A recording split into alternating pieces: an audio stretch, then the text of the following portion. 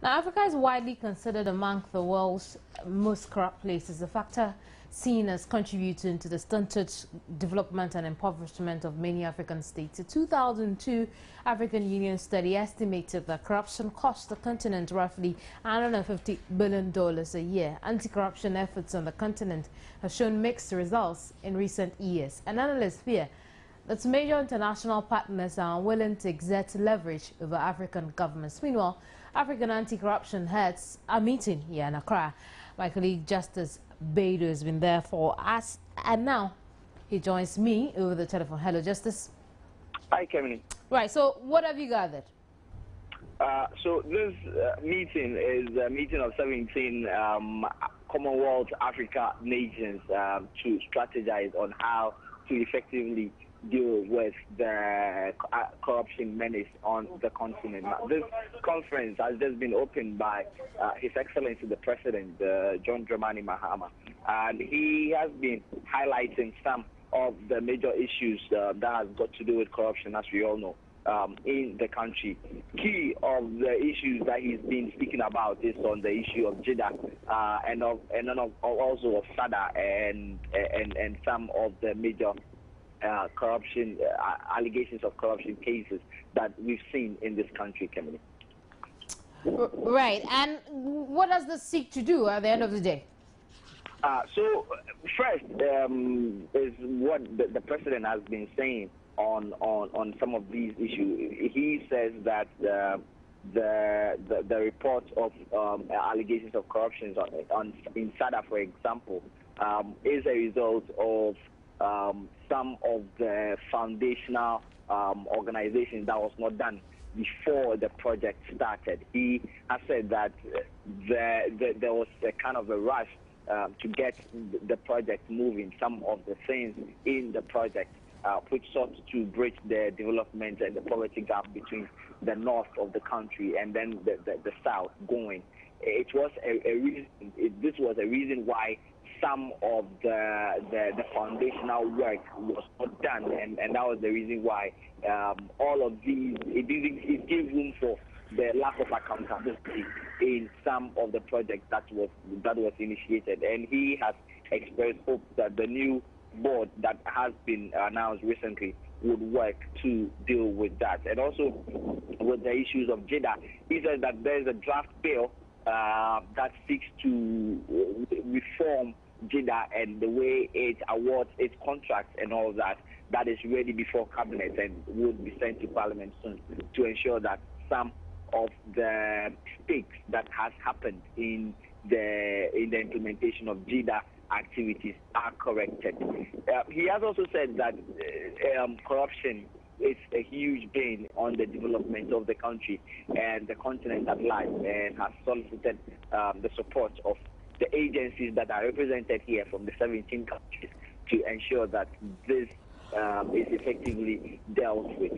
What's going to happen is that these agencies that are essentially the anti-corruption agencies in the 17 countries are going to be working over the next 3 days to come out with ways or share experience on ways that member countries have been dealing with issues of corruption in their respective countries. And so this is what we are in for, Kemini. And right.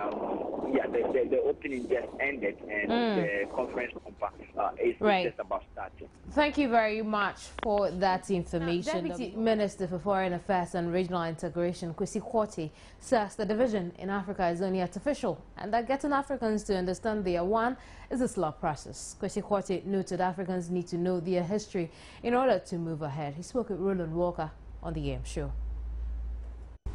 You travel to many African countries, you get to see that, well, you're able to, if you are in the society, get some level of cooperation, perhaps not the real integration you would want, because then there's still, I won't say any homophobic feeling, but that tendency that you're still alien.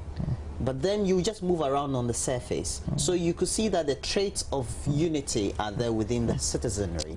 What makes it difficult for countries to integrate, to have the mindset that they will need to integrate? First of all, my experience in other African countries I feel very much at home. That's what I'm talking about. Totally at home. So what and makes it difficult for the countries to... I begin to wonder at how close really we are. At the same time, the reality is that you are in a different country. You have to show your passport. You have to go to the airport. The policeman will not speak your language. That's understandable. And that's the historical... It's a result of historical things that have happened. Beneath all those things, let's give Cote d'Ivoire for an example. You arrive in Cote d'Ivoire airport, and there is a big signboard, Akwaba, and you wonder, what? But they have Akwaba as much their own, Kente as much their own as us. The truth is that all along the border, the people are the same. They speak the same language. One may be speaking French, one may be speaking English, but they speak local language, the same, all from Axim all the way up. And this phenomenon replicates itself at all our borders. What it demonstrates is that the people have the same ethnic contiguity. The division is artificial. And on the face of it might appear artificial and so easy to remove. But the institutional history, the ways of doing things, the laws, the policemen, all have a different jurisdiction. So that it is an effort trying to make laws to unravel this, at the same time getting the people to understand that they are actually the same people. It's a slow, snail-paced kind of work. There are times when you can move in bounds, but generally it's systematic, patient work. The challenge to us now is how to link what is possible and make it what can happen. Okay. And that demands work from governments, from people, from civil society, from students. It probably means Africans have to visit each other more often. Students have to have games together, have to share experiences, begin to recognize their common Africanness. In your own observation, what lessons do you think we have learned from the European integration, and we still need to learn, or are still learning from the European integration? I think that we have to patiently continue to understand each other as Africans, know our history, and then we begin to see that we have so much more in common and doing things together. So we take countries which are contiguous to try and address problems along each other's borders by discussion, negotiation, finding out the best ways, and you find that our problems are the same. Ghana and Cote d'Ivoire could do a lot together. So can Ghana and Burkina, or Ghana and Togo, and you find that goods will be flowing slowly. That is what to ensure, that is what to ensure the dynamism of the economy. There's no other way. You talk about commonality. Communality of interest. Okay. If you look at Africa, we are, as it were, a cynic once said, we are united by poverty. You go to any other African country and the scenario is the same. Children playing soccer on the roadside, somebody making cocoa by the roadside, a baby crying. The same. Africa is basically the same. Now, the streets of the national capital, Accra, were empty Monday morning, and well, for the obvious reason. It is a day after AU Day, and this day, Monday, May 26th, is a holiday here in Ghana. Joy News' checks at some of the principal streets here in Accra indicate little activity in town. It is 7 a.m. and the usual traffic situation on this road linking Ridge to Osu is nowhere, seemed to have vanished. Shops were closed, and the streets taking the form of the literal ghost town. It is clear a number of holiday revelers will go into beaches later on in the day, and of course, pubs, and well, maybe other places that we might not know of. And well, it is also a day to enjoy the company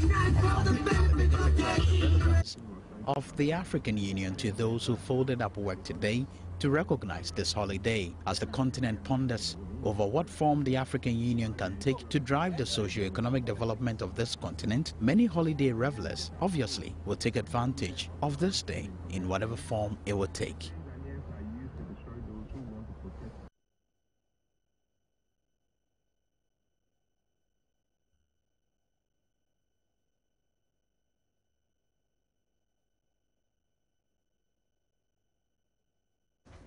Right, let's talk about an 11-year-old boy whose 28-year-old petty trader mom has been arrested by the Atani Central Police for burning his face and other parts of his body with a hot electric iron. The boy is alleged to have stolen 5 Ghana cedis belonging to his classmates. Our correspondent William Benjamin Peters filed the following story.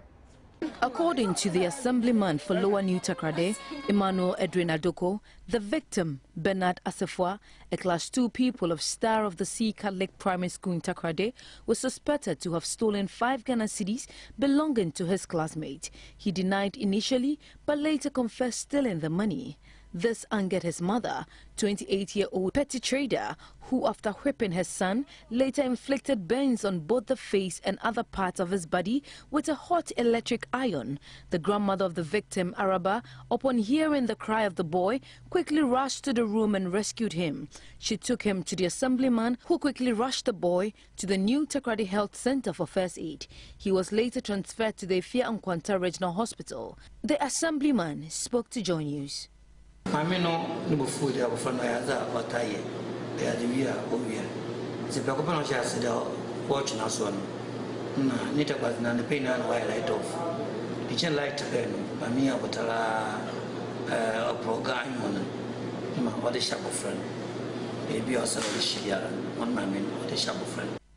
We later caught up with the victim, Bernard Asefwa, who also narrated how the whole incident happened.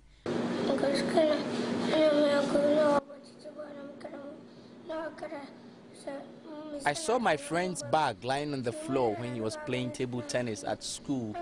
So I opened the bag and saw some money in it. I stole it and ran away. So when I got home, my mother told me some friends of mine had reported the case to her, but I denied ever taking money, even though I did. So at about 4:30 a.m. the next morning, she gave me lashes and pushed me on the floor and inflicted the burns on my face and other parts of my body with a hot iron. The mother of the boy, at the time of her arrest, expressed regret for her action. So I'm going to and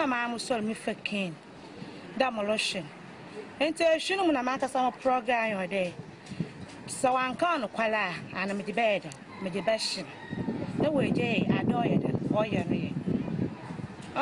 No one all of a prono, and I may know, family. My shadow day, Magelation. My shadow. And I'm wild or bubble, Mamma, the proggy the madam. My shadow. Move here and let me know. Damn, I am. It's not my poem, you tell me she didn't sign me. William Benjamin Peters filed this report for Joy News. Riafe Akinting Brenya is a clinical psychologist and he's joined me over the telephone. Let's look at this over the next few minutes. Thank you very much, Riafe, for your time. Thank you too for having me. But just a quick correction. Right. I'm a social psychologist. Come again? A social psychologist. Right. Thank you very much also for that correction. But what interpretation do you make into this so far? The interpretation I make is that a mother who cares for the child and wants the child to be a good boy in future for himself, for the family, and for Ghana as a whole. And therefore, she thought that whenever the child does something wrong, supposed to correct it. In other words, there's a motive. The motive might be very good, but it's the way the correction was done. Probably the mother thought that in giving the harshest punishment, the child will feel it and change. But however, as she herself said, I've regretted. Now the point is that the mother has realized that even though she had a good intention, the means was wrong. Extreme form of punishment. Sometimes when this happens, it's as a result of the anger that people go through and the tendency that if I don't do the right thing, it will come back to me in the future. Unfortunately, the right thing may not be right in quotes. So what sort of effect do such actions, I mean, besides the physical burn we see on the little boy, what sort of effect can it have on the mind of this boy? It's going to have both psychological, social, and emotional. Anytime he sees the burn, he's going to recollect the incident. And psychologically, is also going to affect him, because it is likely that it might develop some form of a problem between him and the mother. The mother is going to be what we call a noxious stimulus. Somebody you see immediately, it brings back memory of fear. So that is one that we need to work on. Two, because also there's the tendency for the boy's friends to tease him, to laugh at him and all that, it's also going to create some form of psychological challenge for him. So both the mother and the boy need psychological help.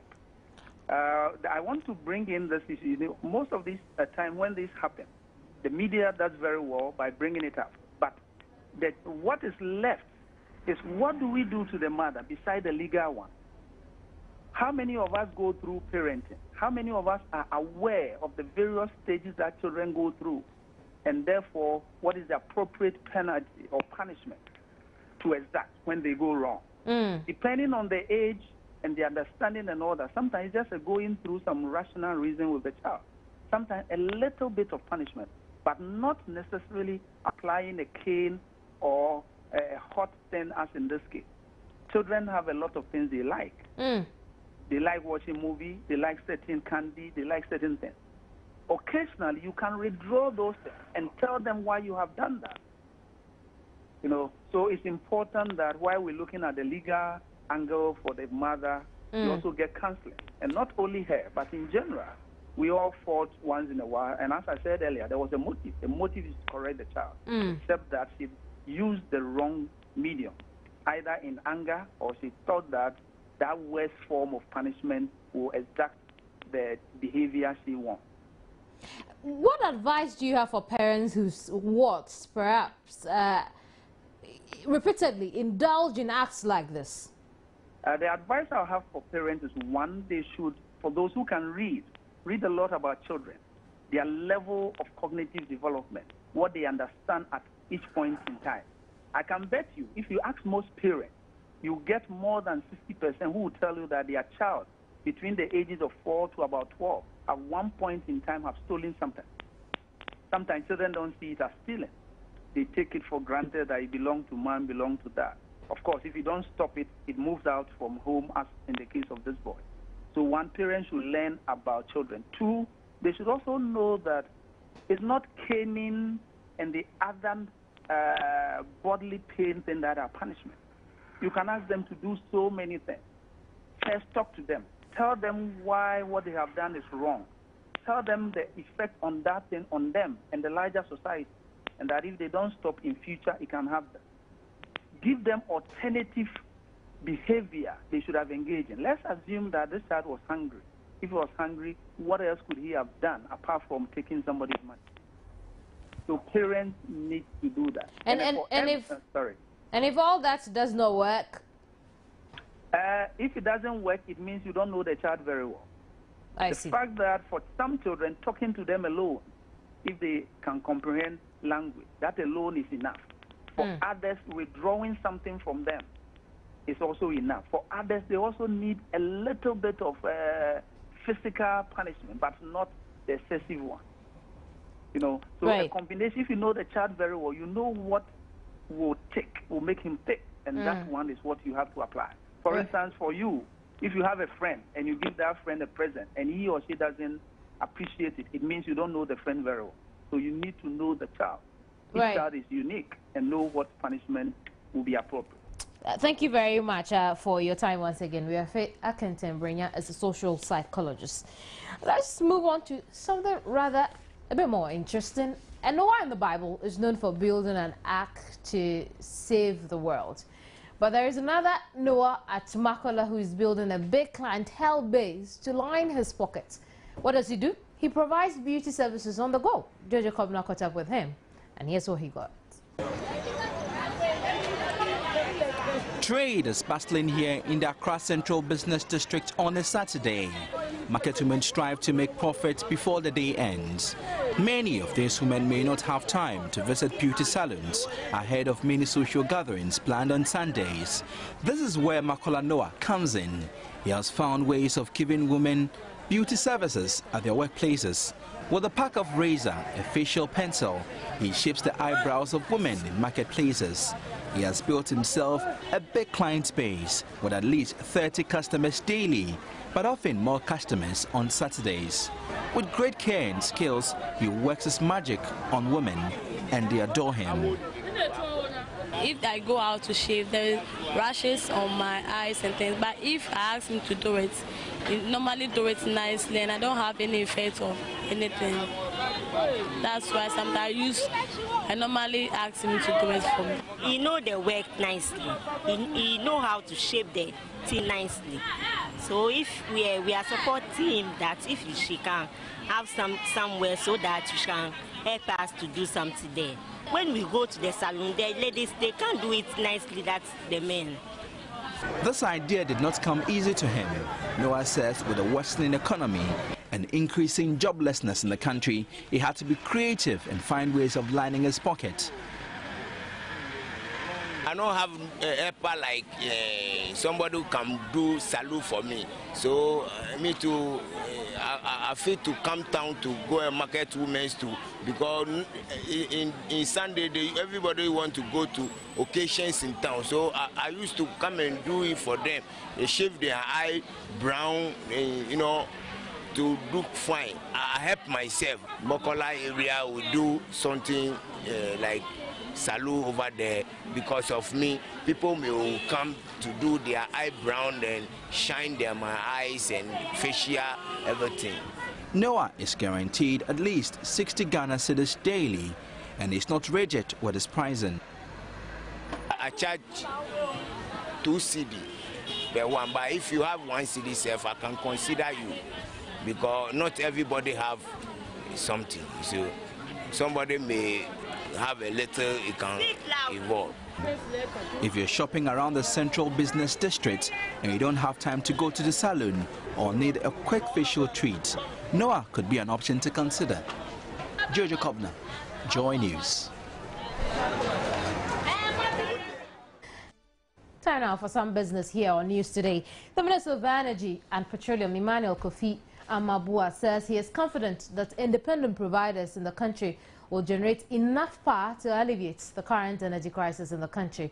According to him, companies such as General Electric and Symbion Power, among others, will undertake projects that will add about 1,450 megawatts to the national grid. He said when the United States signed a memorandum of understanding with the government of Ghana to define the parameters of investment in the energy sector. Speaking at a press conference after the signing, Energy Minister Kofi Bua indicated the intervention of the new power providers will benefit the country immensely.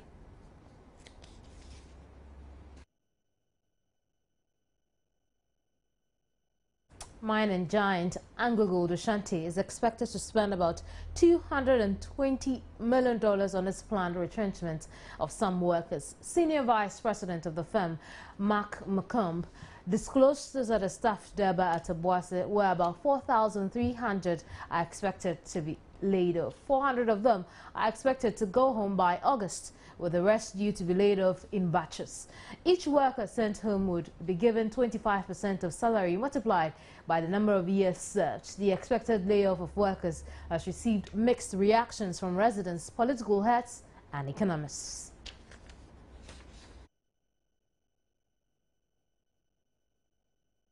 That'll be all for the business segment. Cowbell brings us sports after this.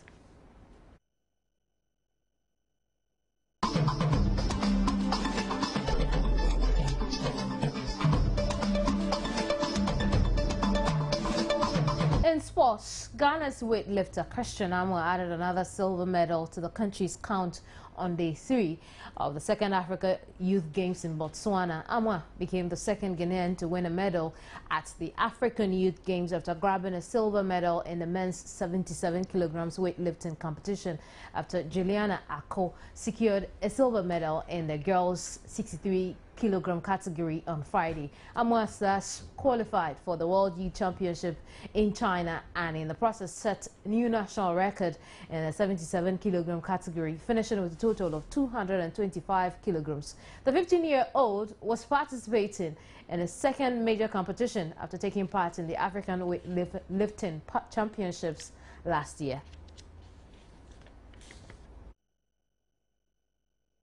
Kevin Prince Boateng will join the rest of the Ghana team in training in Holland after meeting up with the squad.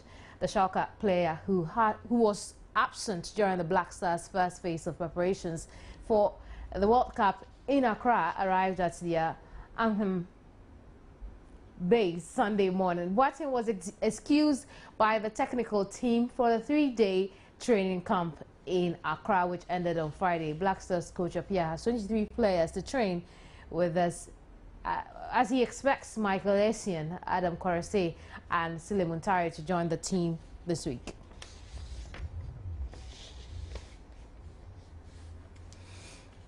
Let's talk some more soccer. And Ghana's under-20 male team have gone past Sierra Leone to the next stage of the African Youth Championship qualifiers. The Ghanaians at home battled from behind to beat Sierra Leone 2-1 in the northern city of Tamale.